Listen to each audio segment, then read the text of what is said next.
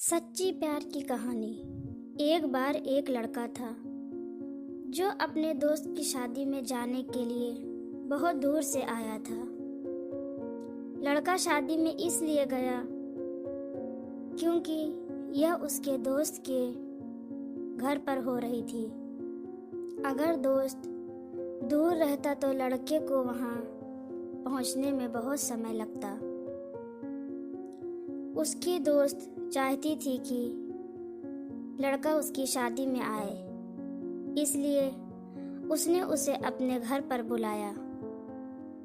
उसने बहुत सारे दोस्त बनाए और शादी में खूब मौज मस्ती की। लड़का शादी के दौरान एक ही जगह पर रहा और अपने नए परिवार के कई लोगों से दोस्ती की। उसकी मुलाकात एक लड़की से हुई जो उसके दोस्त के रिश्तेदार की दोस्त थी। 3 दिन की शादी के दौरान उन्होंने खूब बातें की क्योंकि उन दोनों के पास खाली समय था।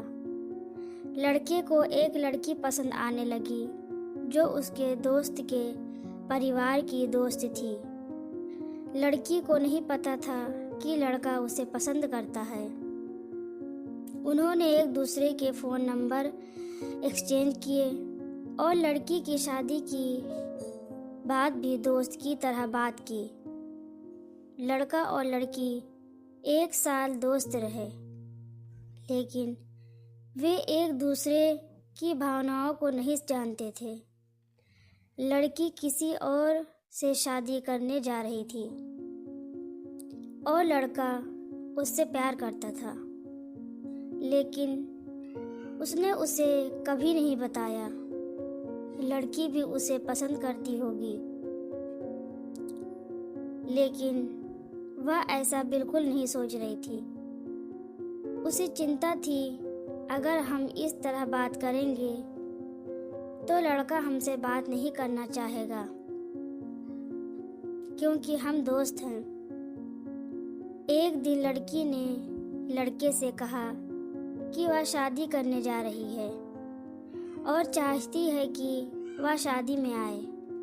उसे उम्मीद थी कि वह आएगा और मौज मस्ती करेगा, जैसे कि वे साथ में घूम रहे हों।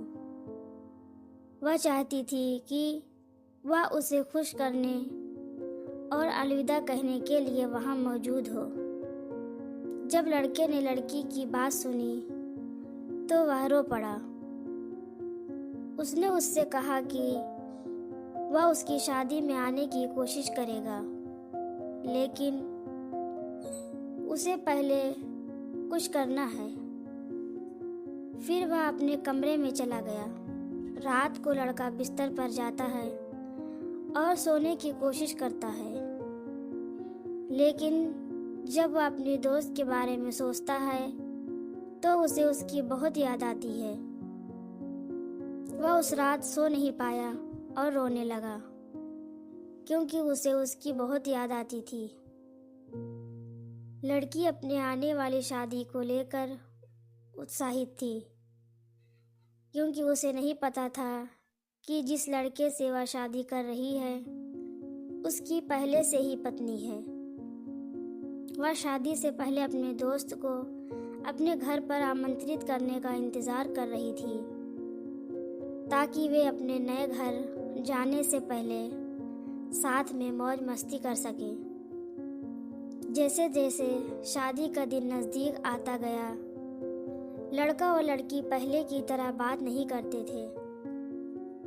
लड़की शादी की योजना बनाने और अपने मंगेतर से बात करने में व्यस्त थी, जबकि लड़का अपनी खुद की तैयारियों में व्यस्त था। उनकी बातचीत कम होती गई क्योंकि वे अपनी आने वाली शादी पर ध्यान केंद्रित कर रहे थे। लड़का बहुत दुखी और दर्द में था क्योंकि उसने वफादार न होकर अपने दोस्त या प्रियजन को चोट पहुंचाई थी। वह इस वजह से लड़की से बात नहीं करना चाहता था। लड़के की जल्दी ही शादी होने वाली है और वह नहीं चाहता कि लड़की को पता चले, क्योंकि वह परेशान हो जाएगी। शादी से कुछ दिन पहले लड़की ने लड़के को फ़ोन किया और पूछा कि वह कब आएगा। लड़का उसी दिन आने के लिए सहमत हो गया। थोड़ी देर बाद शाम को लड़का लड़की की शादी में चला गया। उसने घर की सजावट और कामों में मदद की। अगले दिन लड़की अपने ससुराल के लिए रवाना हो रही थी। लड़के को अपने प्यार को अलविदा कहने का दुख था, लेकिन लड़की उतना नहीं रोई जितनी वह विदा होते समय रोई थी। लड़के का दोस्त उससे ज्यादा रोया, क्योंकि वह लड़की से बहुत प्यार करता था। लेकिन उसने कभी उसे नहीं बताया कि वह कैसा महसूस करता है। वे कभी नहीं मिले, क्योंकि वे एक दूसरे से बहुत दूर थे। लड़के ने सही समय आने तक लड़की को यह बताने के बारे में नहीं सोचा कि वह उससे प्यार करता है। उसने उसे यह बताने की योजना बनाई कि वह उससे प्यार करता है और भविष्य में उससे शादी करेगा। लेकिन उसने अपने प्यार जताने के लिए बहुत इंतज़ार किया। जब तक वह लड़की बड़ी हुई, उसके माता पिता उनके रिश्ते के बारे में सोच रहे थे। इस वजह से लड़की और लड़का एक साथ नहीं रह पाए। या उन लोगों के बारे में है जो सीखते हैं कि जिस व्यक्ति से आप प्यार करते हैं उसे यह बताना ज़रूरी है कि आप कैसा महसूस करते हैं। अगर आप अपनी भावनाओं को व्यक्त नहीं करते हैं तो आप जिससे प्यार करते हैं वह किसी और के साथ हो सकता है। अपनी भावनाओं को अपने अंदर रखने के बजाय यह बताना बेहतर है कि आप कैसा महसूस करते हैं।